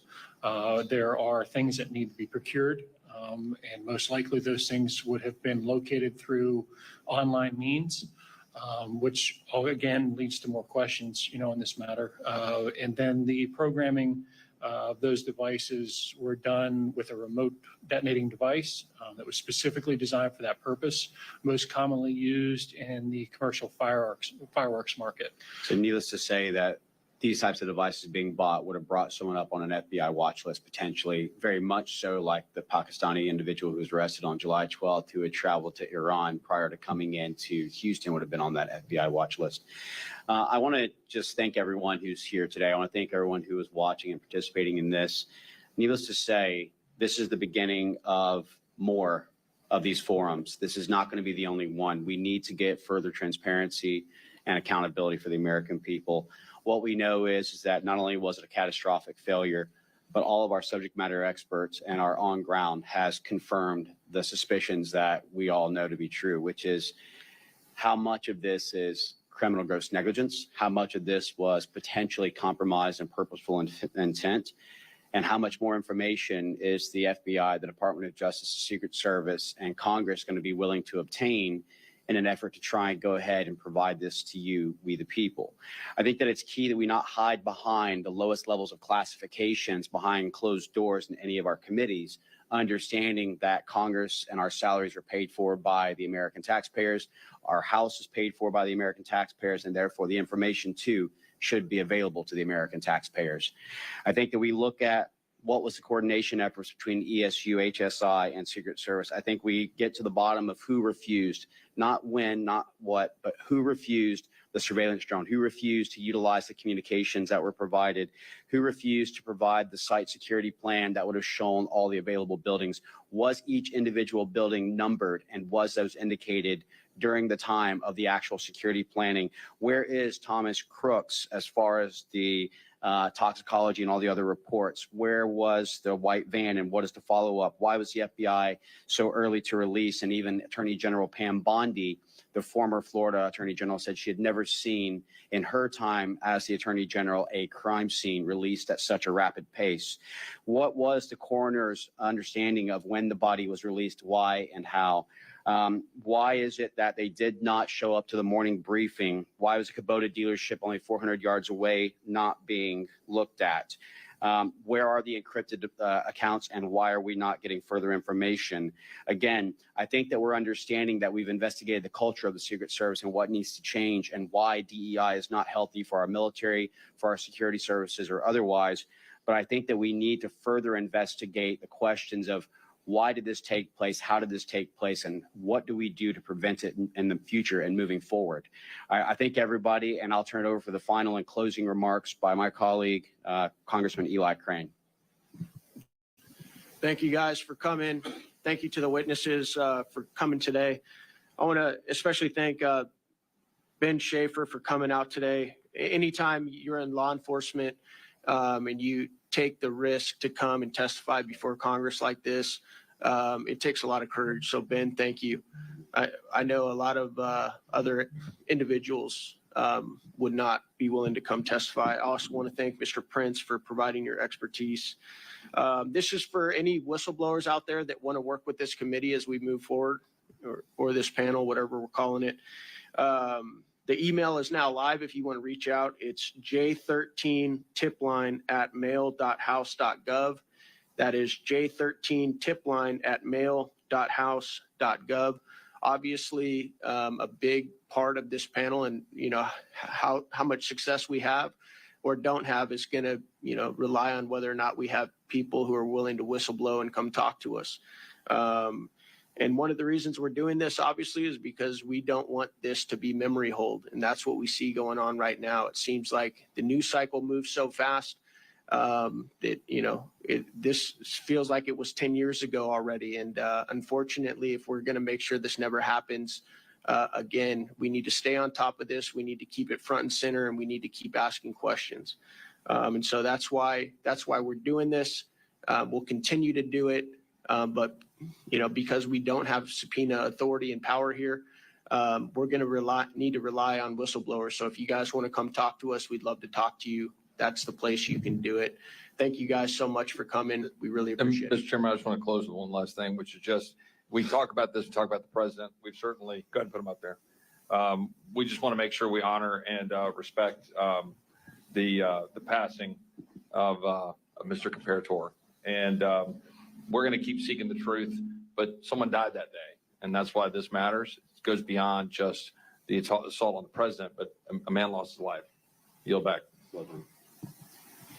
And with that, we'll go ahead and once again, thank everybody for what you've done. Thank you, Mr. Prince. Thank you, Mr. Shaffer, Mr. Bongino, who's done an amazing job, and to all my colleagues who are willing to come forward and not be silenced.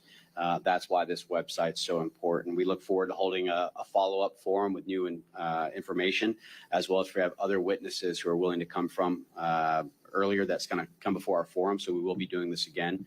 And again, let's do this to honor Corey Comparator, who has fallen. Let us not forget the significance of August 26, 2021, and our fallen 13. And let's continue to seek and find out the truth. Thank you so much for your time.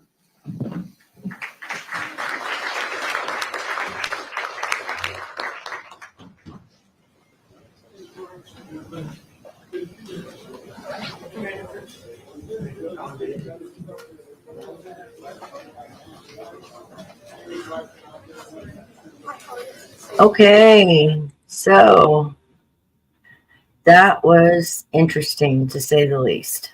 I hope everybody enjoyed hearing that. And again, any whistleblowers out there or anybody that has any information, please go to J13 at mail.house.gov. This cover up needs to stop. We all know, based on just some of the stuff we heard in this forum, that it's an active cover up, at least in my opinion. So thank you guys for joining us. I appreciate it. Any other forums that are had, we will bring it to you as well. And we'll play it obviously in the evening. So for those of you that work that can't catch some of this stuff during the day, feel free to join us when the next one's out. And thank you again. Everybody have a blessed evening. Thanks.